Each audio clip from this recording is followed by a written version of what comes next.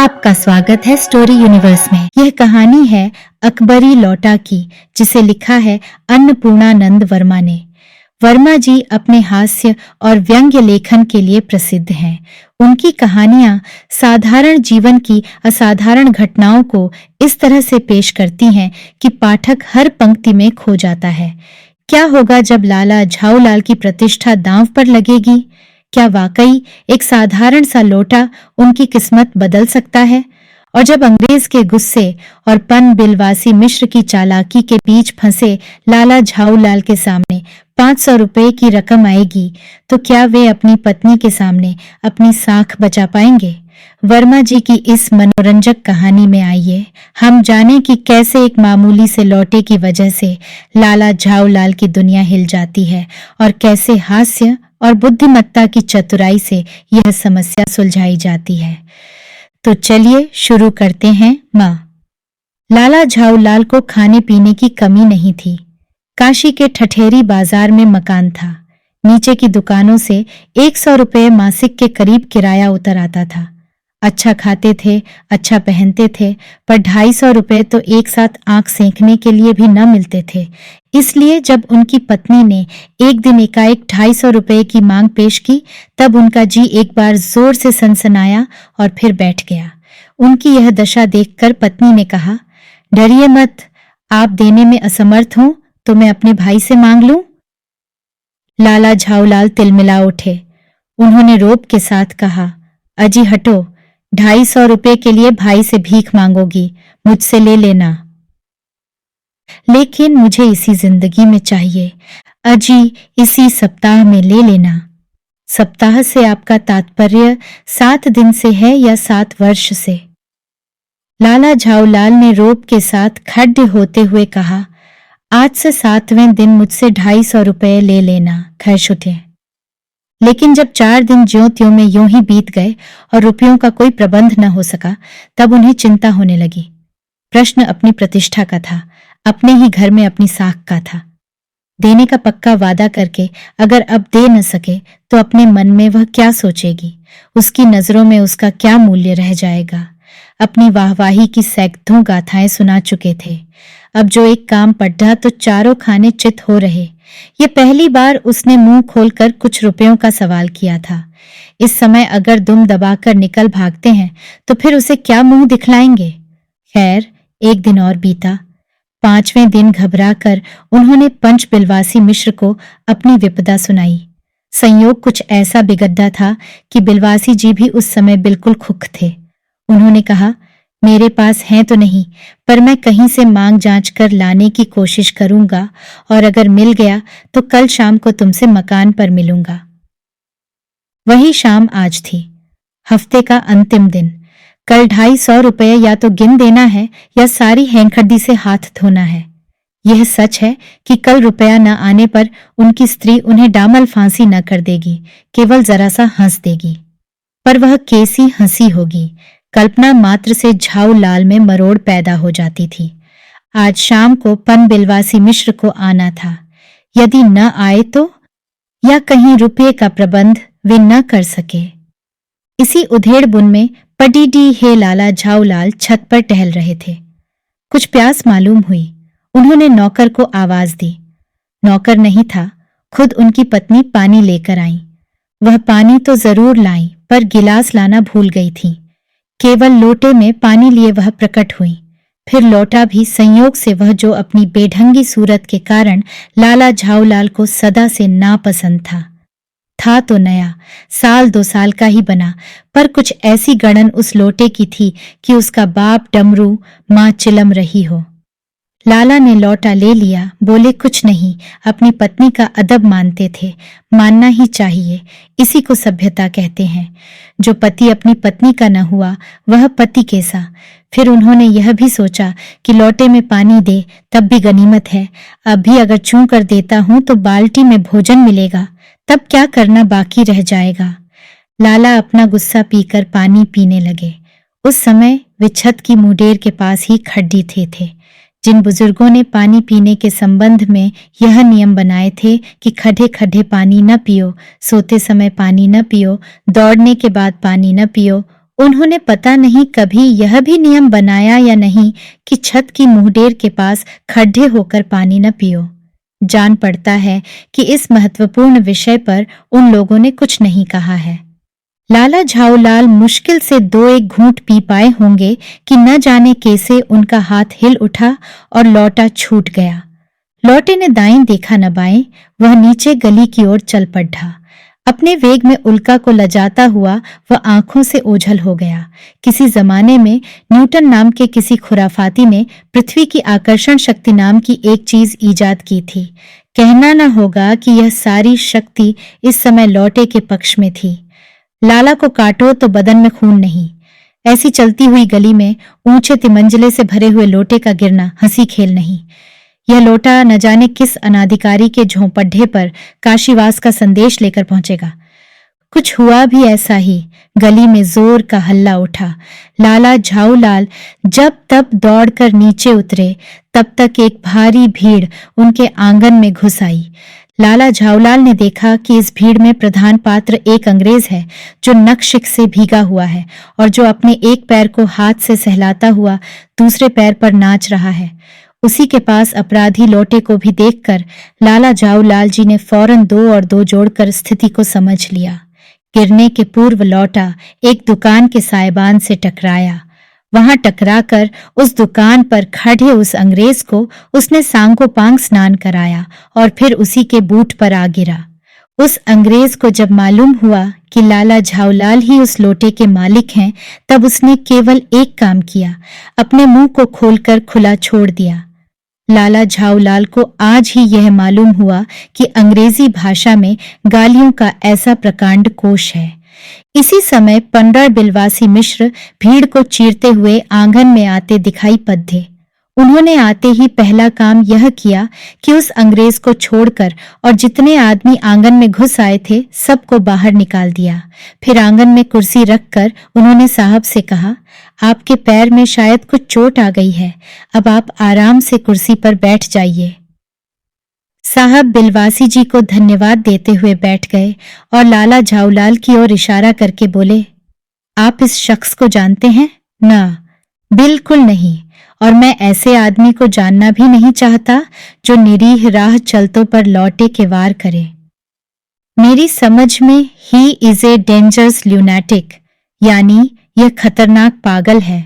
नहीं, मेरी समझ में he is a dangerous criminal, नहीं, यह खतरनाक मुजरिम है। परमात्मा ने लाला झाऊलाल की आंखों को इस समय कहीं देखने के साथ खाने की भी शक्ति दे दी होती तो यह निश्चय है कि अब तक बिलवासी जी को वे अपनी आंखों से खा चुके होते। वे कुछ समझ नहीं पाते थे कि बिलवासी जी को इस समय क्या हो गया है। साहब ने बिलवासी जी से पूछा, तो क्या करना चाहिए? पुलिस में इस मामले की रिपोर्ट कर दीजिए जिससे यह आदमी फौरन हिरासत में ले लिया जाए। पुलिस स्टेशन है कहाँ? पास ही है, चलिए मैं बताऊं। चलिए। अभी चला? आपकी इजाजत हो तो पहले मैं इस लौटे को इस आदमी से खरीद लूं। क्यों जी बेचोगे? मैं 50 रुपए तक इसके दाम दे सकता हूं। लाला झाऊलाल तो चुप रहे, पर साहब ने पूछा, इस रद्दी लौटे के आप 50 रुपये क्यों दे रहे हैं? आप इस लोटे को रद्दी बताते हैं? आश्चर्य, मैं तो आपको एक विजगी और सुशिक्षित आदमी समझता था। आखिर बात क्या है, कुछ बताइए भी। जनाब, यह एक ऐतिहासिक लौटा जान पड़ता है। जान क्या पड़ता है, मुझे पूरा विश्वास है यह वह प्रसिद्ध अकबरी लौटा है जिसकी तलाश में संसार भर के म्यूजियम परेशान हैं। यह बात? जी जनाब, 16वीं शताब्दी की बात है। बादशाह हुमायूं शेरशाह से हारकर भागा था और सिंध के रेगिस्तान में मारा मारा फिर रहा था। एक अवसर पर प्यास से उसकी जान निकल रही थी। उस समय एक ब्राह्मण ने इसी लोटे से पानी पिलाकर उसकी जान बचाई थी। हुमायूं के बाद अकबर ने उस ब्राह्मण का पता लगाकर उससे इस लोटे को ले लिया और इसके बदले में उसे इसी प्रकार के 10 सोने के लोटे प्रदान किए। यह लोटा सम्राट अकबर को बहुत प्यारा था, इसी से इसका नाम अकबरी लोटा पड़ रहा। वह बराबर इसी से वजू करता था। सन 57 तक इसके शाही घराने में रहने का पता है, पर इसके बाद लापता हो गया। कलकत्ता के म्यूजियम में इसका प्लास्टर का मॉडल रखा हुआ है। पता नहीं यह लौटा इस आदमी के पास कैसे आया। म्यूजियम वालों को पता चले तो फैंसी दाम देकर खरीद ले जाए। इस विवरण को सुनते सुनते साहब की आंखों पर लोभ और आश्चर्य का ऐसा प्रभाव पड़ा कि वे कौडी के आकार से बढ़कर पकौडी के आकार की हो गईं। उसने बिलवासी जी से पूछा, तो आप इस लोटे का क्या करिएगा? मुझे फरानी और ऐतिहासिक चीजों के संग्रह का शौक है। मुझे भी पुरानी और ऐतिहासिक चीजों के संग्रह करने का शौक है। जिस समय यह लौटा मेरे ऊपर गिरा था, उस समय मैं यही कर रहा था। उस दुकान से पीतल की कुछ फरानी मूर्तियां खरीद रहा था। जो कुछ हो, लोटा मैं ही खरीदूंगा। वाह, आप कैसे खरीदेंगे? मैं खरीदूंगा, यह मेरा हक है। हक है ने? जरूर हक है। यह बताइए कि उस लोटे के पानी से आपने स्नान किया या मैंने? आपने। वह आपके पैरों पर गिरा या मेरे? आपके। गूठा उसने आपका भुर्ता किया या मेरा? आपका। इसलिए उसे खरीदने का हक मेरा है। यह सब बकवास है। दाम लगाइए, जो अधिक दे वह ले जाए। यो? यही सही। आप इसका 50 रुपया लगा रहे थे, मैं 100 देता हूं। मैं 150 देता हूं। कि? मैं 200 देता हूं। अजी, मैं 250 देता हूं। यह कहकर बिलवासी जी ने 250 के नोट लाला झाऊलाल के आगे फेंक दिए। साहब को भी ताव आ गया। उसने कहा, आप 250 देते हैं तो मैं 500 देता हूं। अब चलिए। थी। बिलवासी जी अफसोस के साथ अपने रुपए उठाने लगे, मानो अपनी आशाओं की लाश उठा रहे हों। साहब की ओर देखकर उन्होंने कहा, लौटा आपका हुआ, ले जाइए, मेरे पास 250 से अधिक नहीं है। यह सुनना था कि साहब के चेहरे पर प्रसन्नता की कूंची गिर गई। उसने झपट कर लौटा लिया और बोला, अब मैं हंसता हुआ अपने देश लौटूंगा। मेजर डगलस की डींग सुनते सुनते मेरे कान पक गए थे। मेजर डगलस कौन है? डियर। मेजर डगलस मेरे पड्डीडीर हौसी हैं। फरानी चीजों के संग्रह करने में मेरी उनकी होड़ रहती है। गत वर्ष वे हिंदुस्तान आए थे और यहां से जहांगीरी अंडा ले गए थे। जहांगीरी अंडा क्या की थी? हाँ, जहांगीरी अंडा। मेजर डगलस ने समझ रखा था कि हिंदुस्तान से वे ही अच्छी चीजें ले सकते हैं। पर जहांगीरी अंडा है क्या ही? आप जानते होंगे कि एक कबूतर ने नूरजहां से जहांगीर का प्रेम कराया था। जहांगीर के पूछने पर कि मेरा एक कबूतर तुमने कैसे उड़ जाने दिया, नूरजहां ने उसके दूसरे कबूतर को उड़ ढाकर बताया था कि ऐसे। उसके इस भोलेपन पर जहांगीर दिलोजान से निछावर हो गया। उसी क्षण से उसने अपने को नूरजहां के हाथ कर दिया। कबूतर का यह एहसान वह नहीं भूला। उसके एक अंडे को बड्डे जतन से रख छोड़ा। एक बिल्लौर की हांडी में वह उसके सामने टंगा रहता था। बाद में वही अंडा जहांगीरी अंडा के नाम से प्रसिद्ध हुआ। उसी को मेजर डगलस ने पारसाल दिल्ली में एक मुसलमान सज्जन से 300 रुपये में खरीदा। एक यह बात? हाँ, पर अब मेरे आगे धून की नहीं ले सकते। मेरा अकबरी लौटा उनके जहांगीरी अंडे से भी एक पुश्त फराना है। इस रिश्ते से तो आपका लोटा उस अंडे का बाप हुआ। साहब ने लाला झाऊलाल को 500 रुपये देकर अपनी राह ली। लाला झाऊलाल का चेहरा इस समय देखते बनता था। जान पड़ता था कि मुंह पर 6 दिन की बढ़ी हुई दाढ़ी का एक एक बाल मारे प्रसन्नता के लहरा रहा है। उन्होंने पूछा, बिलवासी जी, मेरे लिए 250 रुपया घर से लेकर आए, पर आपके पास तो थे नहीं।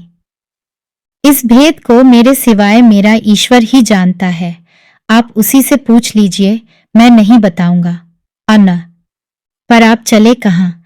अभी मुझे आपसे काम है 2 घंटे तक। अंतिंदा। 2 घंटे तक? हाँ, और क्या? अभी मैं आपकी पीठ ठोककर शाबाशी दूंगा। 1 घंटा इसमें लगेगा। फिर गले लगाकर धन्यवाद दूंगा। 1 घंटा इसमें भी लग जाएगा। अच्छा, पहले 500 रुपये गिनकर सहेज लीजिए।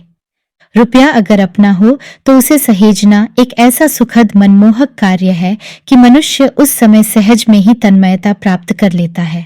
लाला झाऊलाल ने अपना कार्य समाप्त करके ऊपर देखा, पर बिलवासी जी इस बीच अंतर्धान हो गए। उस दिन रात्रि में बिलवासी जी को देर तक नींद नहीं आई। वे चादर लपेटे चारपाई पर पड़े रहे। 1 बजे वे उठे। धीरे, बहुत धीरे से अपनी सोई हुई पत्नी के गले से उन्होंने सोने की वह सिकधी निकाली जिसमें एक ताली बंधी हुई थी। फिर उसके कमरे में जाकर उन्होंने उस ताली से संदूक खोला। उसमें 250 के नोट ज्यों के त्यों रखकर उन्होंने उसे बंद कर दिया। फिर दबे पांव लौटकर ताली को उन्होंने पूर्ववत अपनी पत्नी के गले में डाल दिया। इसके बाद उन्होंने हंसकर अंगददाई ली। दूसरे दिन सुबह 8 बजे तक चैन की नींद सोए। आशा करते हैं कि यह कहानी आपको बहुत पसंद आई होगी। ऐसी और कहानियां सुनने के लिए जुड़े रहिए हमारे चैनल स्टोरी यूनिवर्स के साथ। धन्यवाद।